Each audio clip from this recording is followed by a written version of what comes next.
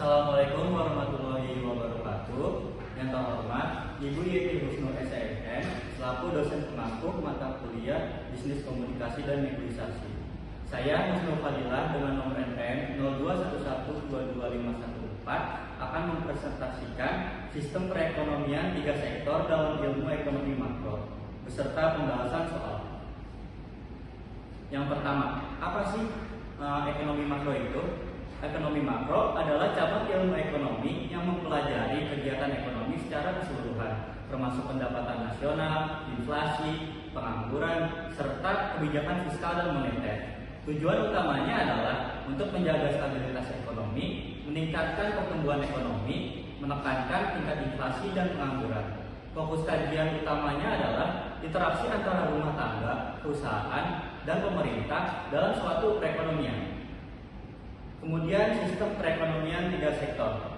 Sistem perekonomian 3 sektor atau tri-sektor ekonomi adalah sistem ekonomi yang melibatkan 3 pelaku utama. Yang pertama, rumah tangga sebagai konsumen barang dan jasa. Kemudian yang kedua, ada perusahaan sebagai produsen barang atau jasa.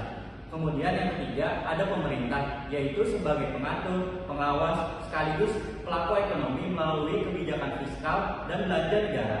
Ciri utama dalam perekonomian 3 sektor ini adalah adanya campur tangan pemerintah dalam kegiatan ekonomi.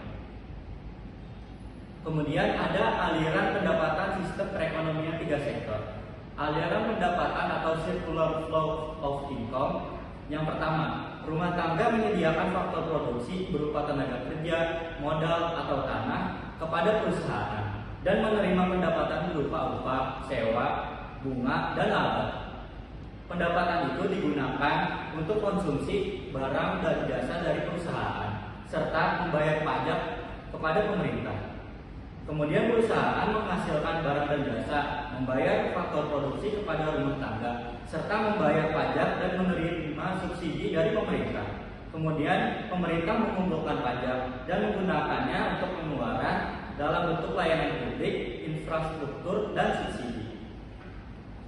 Kemudian ada persamaan dasar dalam perekonomian sistem 3 sektor. Yang pertama itu persamaan dasarnya itu Y sama dengan C plus I plus G, di mana Y itu pendapatan nasional, C itu konsumsi, I itu investasi, dan G itu pengeluaran pemerintah.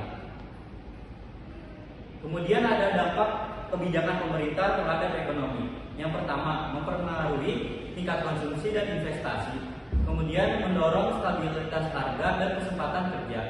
Dan yang terakhir, mengatur distribusi pendapatan masyarakat. Kemudian ada pembahasan contoh soal sistem perekonomian 3 sektor. Diketahui data perekonomian 3 sektor sebagai berikut. C atau konsumsi sebesar 8.000 plus 0,8 YD. Kemudian pengeluaran rumah tangga produsen atau I sebesar 15.000 satuan uang. Kemudian ada konsumsi pemerintah atau G sebesar 9.000 satuan uang. Pajak atau T-nya sebesar 25% atau 0,25. TR atau transfer revenue sebesar 2.000 satuan uang. Berdasarkan soal di atas, tentukanlah besarnya pendapatan nasional keseimbangan pada soal di atas. Nah, untuk jawaban soalnya, kita harus identifikasi dulu nih soal tersebut tuh termasuk pajak langsung, automatic stabilizer atau built-in flexible. Nah, kebetulan dalam soal ini tuh termasuk pajak automatic stabilizer. Nah, untuk pajak automatic stabilizer ini mempunyai rumus yaitu Y sama dengan C0 ditambah MPC dikali TR ditambah I ditambah G kemudian dibagi dengan MPS ditambah MPC dikali MPT. Untuk C0-nya itu sebesar 8.000 ditambah MPC-nya itu 0,8, transfer revenue-nya dikalikan dengan 2.000, ditambah I atau investasi sebesar 15.000, ditambah G sebesar 9.000. Kemudian dibagi MPS-nya sebesar 0,2 ditambah MPC-nya sebesar 0,8, kemudian dikalikan dengan MPT yang sebesar 0,25. Dari perhitungan tersebut menghasilkan sebesar 33.600 dibagi 0,4. Hasil akhirnya itu pendapatan nasional sebesar 84.000 satuan uang. Jadi pendapatan nasional keseimbangannya adalah sebesar 84.000 satuan uang. Kesimpulan, sistem 3 sektor menggambarkan hubungan ekonomi antara pemerintah, perusahaan dan rumah tangga. Pemerintah berperan penting dalam menjaga keseimbangan ekonomi melalui pajak dan pengeluaran. Persamaan utama Y sama dengan C plus I plus G menjadi dasar analisis pendapatan nasional dalam model 3 sektor. Kemudian yang terakhir, keseimbangan ekonomi terjadi jika total pengeluaran sama dengan total pendapatan nasional. Memahami sistem perekonomian bukan hanya soal angka dan rumus, tetapi tentang bagaimana keputusan ekonomi pemerintah, perusahaan, dan masyarakat dapat membentuk masa depan bangsa.